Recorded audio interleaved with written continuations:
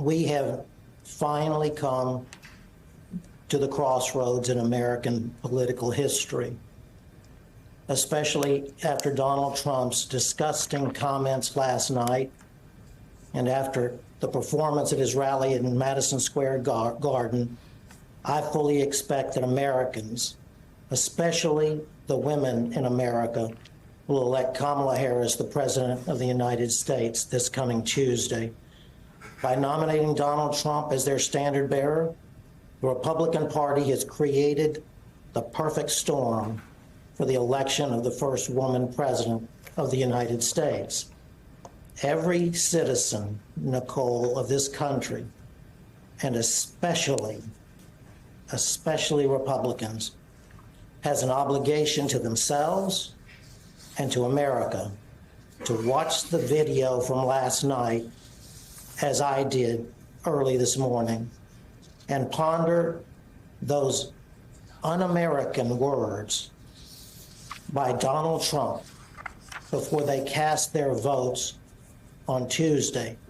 The nation is now on notice, if it was not already on notice, Nicole.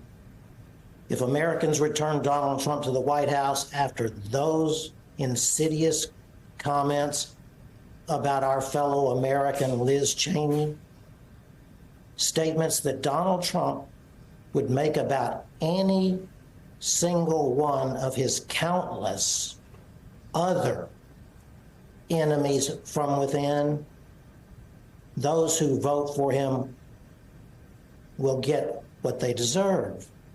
The problem is he's not what the rest of America deserves, Nicole. Are you scared? I am scared for America, Nicole, as everyone should be, especially given the former president's comments last night, heinous comments.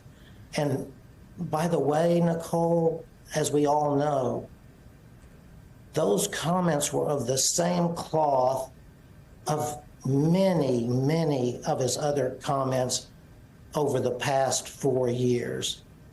This is a former president of the United States of America who has promised Americans that if he's elected on Tuesday, he will exact, avenge, and revenge against his enemies within this country, Nicole, by whom he means our fellow Americans.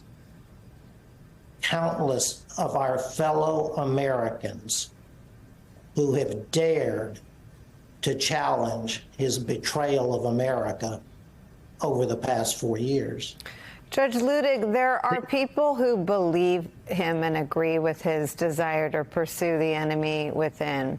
But there is a whole class of people like Mitch McConnell who described Donald Trump as a despicable human being, of Bill Barr, who called all of his lies about losing the 2020 election, quote, bullshit, of J.D. Vance, who described Donald Trump as, quote, America's Hitler. Those men have made a life out of lying to a base that is now ready to accept what Donald Trump wants to do to Liz Cheney. What is your message to those men?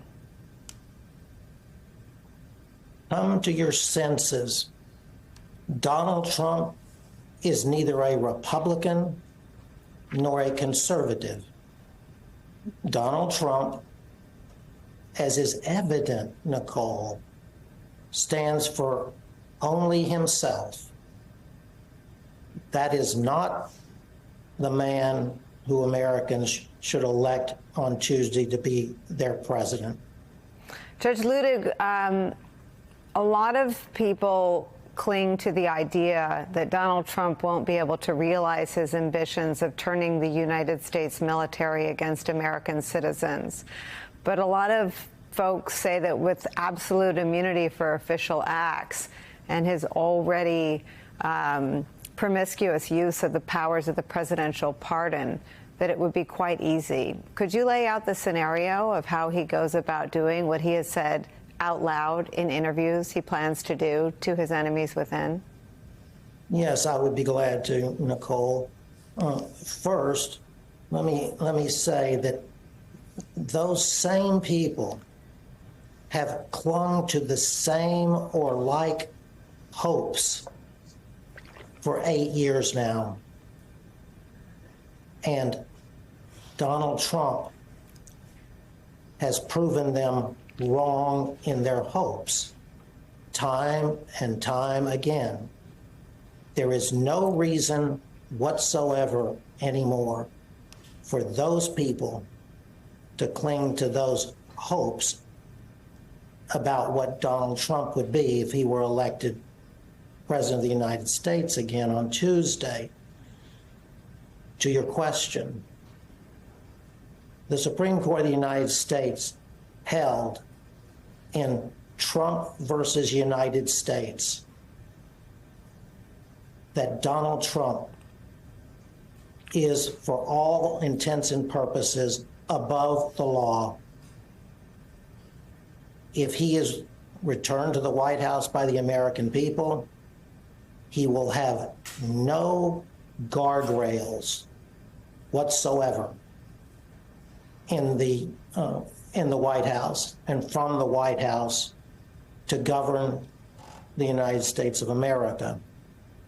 Never again can it be said after Trump versus United States that in America no man is above the law, because today, on the eve of the presidential election of 2024, the Supreme Court has held that Donald Trump is above the law, and he will never be prosecuted for the grave offenses that he committed against the United States when he was president, and he will never be prosecuted for any offenses, criminal offenses against the United States of America if he is elected president on Tuesday.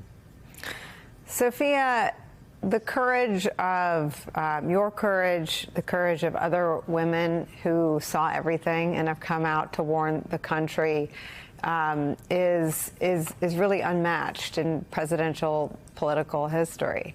Tell me what your plea is to voters, and maybe even Republican voters who thought Trump was a good idea the last few times. Mm-hmm. Mm-hmm. Yeah, Nicole, I mean, many voters, with comments like he made about Liz Cheney, many excuse it, saying, well, he's been in office before, we know what to expect.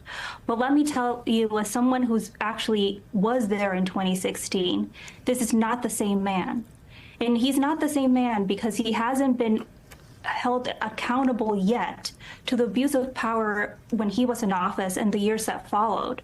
And add to that he's been surrounded by Republican leaders who have praised and fed that need that he has for approval. So this is an unhinged Donald Trump that is willing, that knows no accountability, and that is really knows no limits. Sophia, some of your former colleagues in the White House, Mercedes Schlapp, suggested that General John Kelly was a liar. Do you believe General John Kelly, in his own voice, in his own words, describing Donald Trump as meeting all the definitions of a fascist?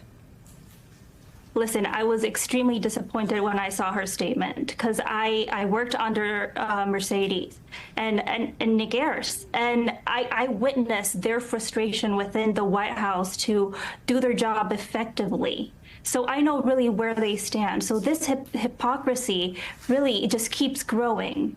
And listen, General Kelly didn't need to come to the White House to prove who he was. He was a general that had already proved the strong leadership skills he had, and that's why he was called into the White House. So now trying to say that he's a liar, it's really the American public is just not believing that.